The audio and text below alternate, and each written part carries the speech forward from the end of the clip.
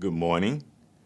On behalf of the judges, the court staff, and court managers here at the Superior Court, welcome to Superior Court and jury service. We're grateful to all of you for answering this call to duty.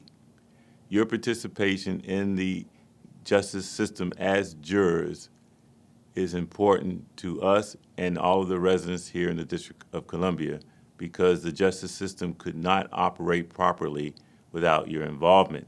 And that is why here at Superior Court we strive to involve residents from throughout each ward in the city. But we ask that you do the same thing, and that is to base your decision only on the evidence presented to you in the courtroom and the law that the judge gives you that applies to that evidence. And I've seen it done numerous times. I've served on this bench for over 20 years and presided over numerous jury trials. As an attorney, I practiced here in Superior Court and had the honor of presenting cases and evidence to jurors like you. As a resident here in the District of Columbia, I have served as a juror. All of our judges are residents here, and they are not exempt from jury service. They must serve just as you. And I was also born and raised here in the district. The one thing I want to tell you, though, that I've been impressed with the most about jury service is the ability of 12 strangers, people who just met for the first time today, to sit down after hearing a case and facts in a case, consider those facts in the law that the judge gives you that applies to those facts, and deliver a just decision. That is what makes this a magnificent process, a testament to our democracy here in the United States and within each community of the United States. So I am very pleased that you will have the opportunity to participate as jurors. Thank you, and have a great day.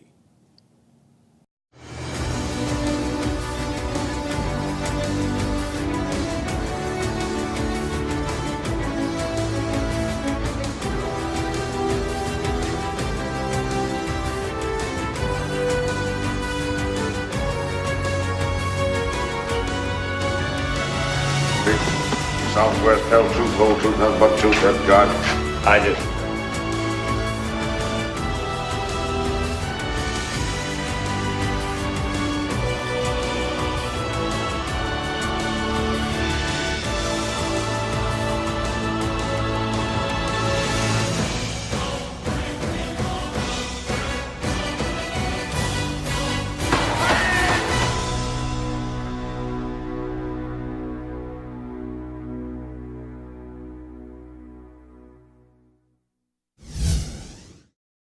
Welcome to jury duty in D.C. Superior Court, and thank you for your service. As a D.C. resident, born and bred, I've sat in those same seats as a juror. As a trial lawyer, I've practiced in the courtrooms down the hall. And as a law professor who studies juries for a living, I can tell you, your presence here is critical to the courts and our constitutional system. With me today are potential jurors who, like millions of Americans, have received the call to jury duty. And we are here in one of D.C. Superior Court's courtrooms, just like the ones you're going to be in. I've been asked to speak to prospective jurors because I believe in juries and jurors. I believe juries and jurors are foundational to the American legal system. I didn't start out that way. As a lawyer, I had my doubts, but then I saw what juries do. I saw the effort and engagement day after day. I saw how they came together as a group and worked hard for a problem, to solve a hard problem. I was inspired because they were inspiring. One of the nice things about D.C. Superior Court is that lawyers can speak with jurors after the case is over, after the verdict's done. And I took advantage of that opportunity. I wanted to see not only why they came out to a certain verdict, but how they experienced the process. And that's when I discovered something pretty inspiring. Jurors enjoyed the process. They found it personally meaningful. They enjoyed coming together with a group of people they might not otherwise meet and solve a hard problem and do it well. They spoke of jury service with almost a patriotic pride, and they realized that this is an incredible process. A few moments ago, I asked these jurors to write down what they thought about jury duty. And don't worry, I didn't have them write down their names so they can be completely honest. But let's see what they said.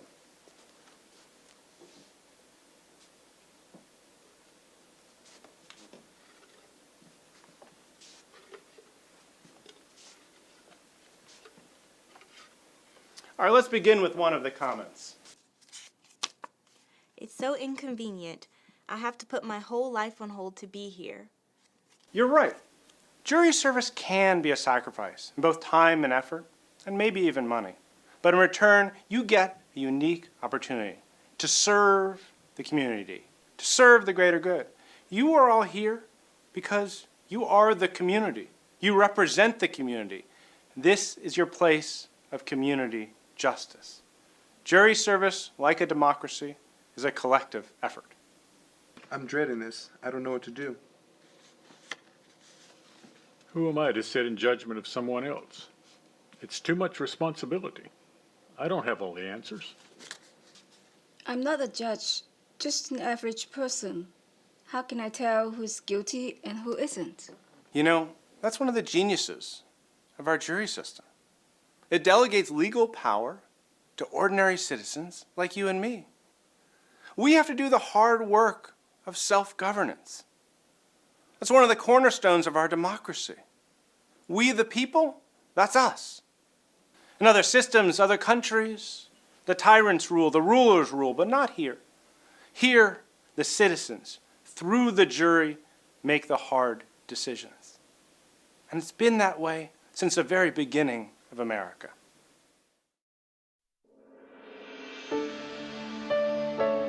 The right to a jury trial came over on those first boats to America, established in the Jamestown colony over 400 years ago.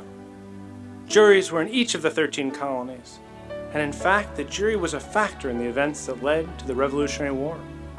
The Declaration of Independence charged that King George III deprived the colonists, quote, in many cases of the benefits of the trial by jury.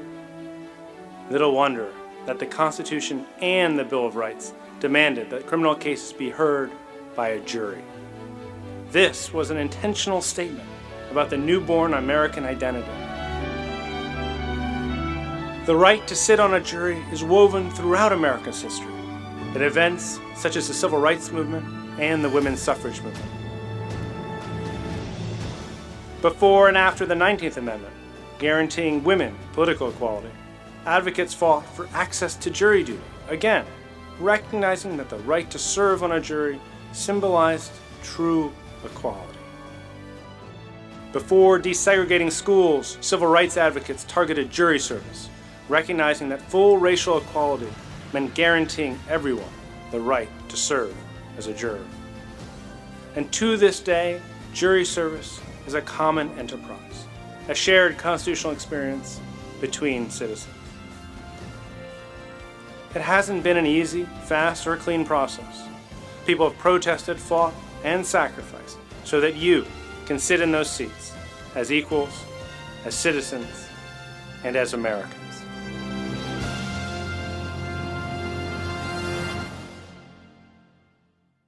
You've been summoned here today as a potential juror. But if you're selected to serve on a jury, your service begins immediately. Most trials last in D.C. Superior Court between 3 to 5 days, so you should plan accordingly.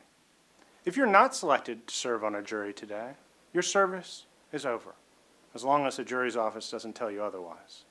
If you have a problem with serving, if you have a conflict, please see the juror's office immediately and let them know if you have any scheduling concerns or hardships. What's a good excuse for not serving?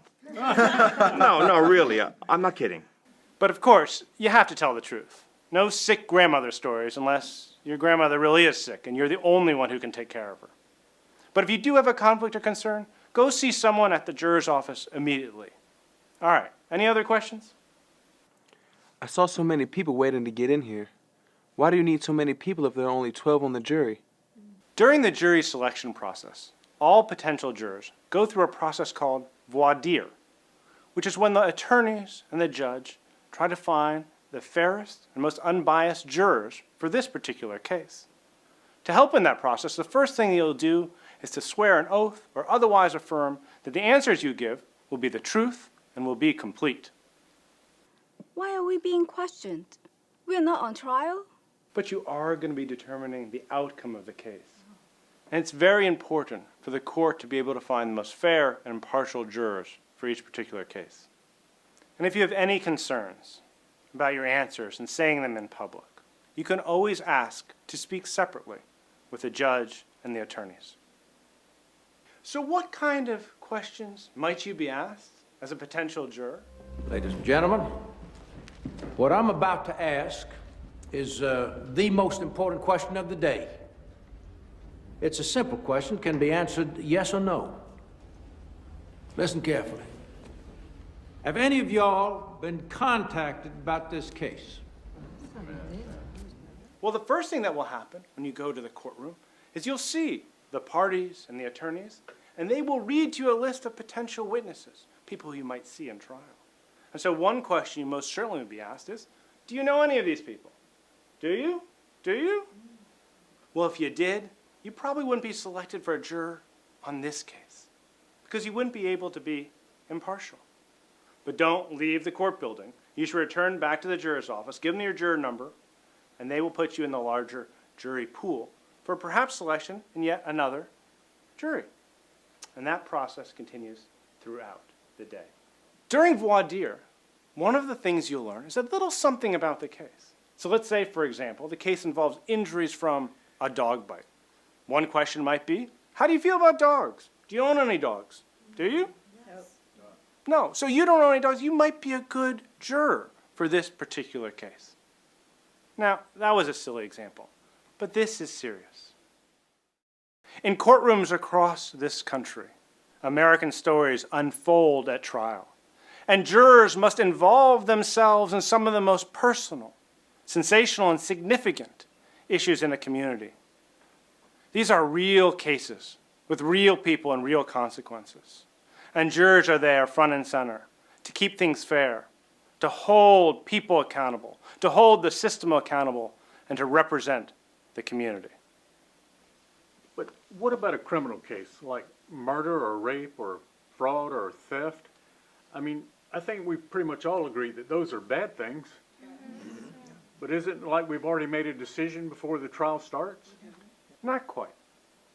The issue in a case like that is whether the nature of the charge itself is such that would keep you from being reasoned and rational about the evidence. The question is not whether murder or rape or theft is bad, but whether the government has proved its case beyond a reasonable doubt that the accused did the crime based on the evidence presented and the standards of law. Make sense? Yeah. Finally, in voir dire, you should tell the judge if you have any religious or moral beliefs that would keep you from serving. And sometimes, voir dire takes more than one day. Put yourself in the position of someone who might end up before the court and the judge. If you or a loved one were in a dispute, or were the victim of a crime, or were accused of a crime, who would you want on that jury? Someone who'd care about doing a good job. Exactly. Someone who was willing to work hard, someone who would listen, someone who would pay attention, and someone who wanted to make the right call. Look, we're all one mistake away from being in court. A traffic accident, a contractor-neighborly dispute, or a crime. We need good jurors because we all need good juries. Now, not everyone who goes through the voir dire process may be chosen to sit on that jury. Generally, each side in a case has a right to ask, without giving a reason, that a certain limited number of jurors be excused. This is called a preemptory challenge. Each side can also make an unlimited number of challenges for good reasons, called challenges for cause, good cause. Using the example of our biting dog controversy, the reason could be as simple as the fact that you're an unabashed dog lover or that you can't stand dogs. When attorneys make these challenges, they're not trying to embarrass you. They're simply trying to find the most impartial jury possible. So what happens next? Well, if you're selected for the trial, it can begin immediately. And if you're not selected for that jury, you'll go back to the juror's office and let them know that you have not been selected. Now it's my turn to be brutally honest with all of you. There is a lot of waiting time in jury service. A lot of waiting time. But there's a reason why you have to wait. Because the process of voir dire is important. The lawyers, the judge, the system wants to get it right the first time through. So we take our time, we do it carefully, and we do it right. Now many jurors, as you sit there, use that downtime for all sorts of things. You can use the court's free Wi-Fi, you can read a good book, do the crossword, and this is Washington, you could do some work. So let's say we do get selected for the jury. I know I haven't had any training. I don't know anything about the law, except what I see on TV. Well, I would advise you not to use what you learned on TV as part of jury service. The beauty of the jury system is we want jurors to come in fresh. We want you to come in and look at the case anew. The qualities of being a good juror are really rather simple. You need to focus, you need to listen to the evidence, and most judges will allow jurors to take notes. And if we don't know what's going on, we can look it up or ask a friend, right? Well, no. There are very definite rules about the use of technology as a juror, and the judge will instruct you on what those rules are. When it comes to your specific case, or the people involved, remember, you must only consider the evidence presented in the courtroom. So you can't look up anything on the internet concerning this case or any of the people involved, including the parties, the defendant, the witnesses, the lawyers, and the judge. You may not consult any dictionaries for the meaning of words, or any encyclopedias for general information on the subjects of the trial. Even making a phone call to someone else and talking about the case is forbidden. I think it's going to make our job harder. Well, no, actually, it makes more sense to me, because everybody on the jury has seen and heard the same evidence. So when we go to talk about the case, we'll be starting on an even playing field. Nobody knows any more than anybody else. Now you're getting it. The rules are designed to ensure fairness for all the parties. If any juror fails to follow the rules, it could jeopardize the case. It could be catastrophic for the parties and for the juror involved. You could be in big trouble. But we are allowed to talk to each other about the case, right? You are allowed to talk about the case, but only when you're all together as a jury in deliberations. So we gotta talk about it? Now, wait a minute. The judge said absolutely not to discuss this case. Yeah, but that judge ain't stuck here away from his wife and kids. Now, the sooner we start talking about it, the sooner we can get it over with and get home. And trust me, you'll have plenty of time to discuss the case when you're all together in deliberations. How does that work exactly? I mean, suppose we all can't agree on a decision. Don't we all have to agree? Well, the short answer is yes. You all have to vote to a verdict, and that verdict must be unanimous. How you get to that unanimous verdict is part of the process called deliberations. Continue. And before you deliberate, the judge will give you jury instructions, formal jury instructions that provide the controlling law, the burdens of proof, and what you need to be able to make your decision. Okay, are we ready? Now, all those voting guilty, please raise your hands. Once you're in the deliberation room, your goal will be to reach a decision. Each juror votes based on the facts that were presented during the trial. You must debate issues as they were described by the parties in the case. During deliberation, each of you expresses your opinions based on the evidence as you perceived it. You also must listen to your fellow jurors respectfully and thoughtfully, even if their views aren't the same as yours. I don't know. Then what do you want? I just want to talk. Well, what's there to talk about? In this Academy Award-nominated movie, a single juror convinces the other 11 to question their assumptions of guilt in what appears to be a simple case. The lone juror argues against a quick vote for guilt and eventually creates enough questions to turn around the verdict. I honestly think the guy's guilty. Couldn't change my mind if you talked for 100 years. I'm not trying to change your mind. It's just that we're talking about somebody's life here. We can't decide it in 5 minutes, supposing we're wrong. Supposing we're wrong. Yeah. Supposing this whole building should fall down on my head. You can suppose anything. That's right. Well, this time Hollywood got it right. That fictional story represents a very American ideal, the power of the dissenting voice. That character held an opposing view that he thought was fair and reasoned and just. He engaged with the jurors. They debated, they deliberated, they disagreed, but eventually came to a unanimous verdict. And that's the way it's supposed to work. Who knows? Maybe the dissenting view will be yours or yours or yours. I'm not saying that you have to take a position in opposition to the group. The key to jury deliberations is to approach it with an open mind. It's an open discussion. The final verdict won't be the opinion of one juror or one group. It'll be a collective decision with the voices of all the jurors, and you'll do it through reasoned discussion and debate. This is starting to sound real interesting. Now, I don't want to miss being a juror, but what if I'm not chosen? Well, it depends on the case and what the lawyer says. Right. You're right. I've had jurors actually thank me for the opportunity to serve on a jury. We are notified by mail to come down to this place to decide on the guilt or innocence of a man we have never heard of before. We have nothing to gain or lose by our verdict. This is one of the reasons why we are strong. Throughout the day, as you're in the jury lounge waiting, the court staff will inform you about the need for jury panels. And after the last request for jury panels is finished, you'll be excused for the day. You're probably all curious about the nuts and bolts, the travel and jury fees, lunch places, the vending machines, Wi-Fi access, and the other amenities. Well, please refer to the information you received when you checked in at the jury's office. And if you have any other questions or concerns, please ask the helpful staff of the juror's office. The jury experience is like no other moment in our lives. We're called to act as citizens, as equals, to do a job no one else can do. And I know that once you've served, you'll never be the same, because for the moments you spent in this courthouse, you had the duty, the responsibility, and the authority to make a decision that affects lives. It's powerful, it's meaningful, and it's our system of justice. Oh, and one last thing. Enjoy the experience, and thank you for your service.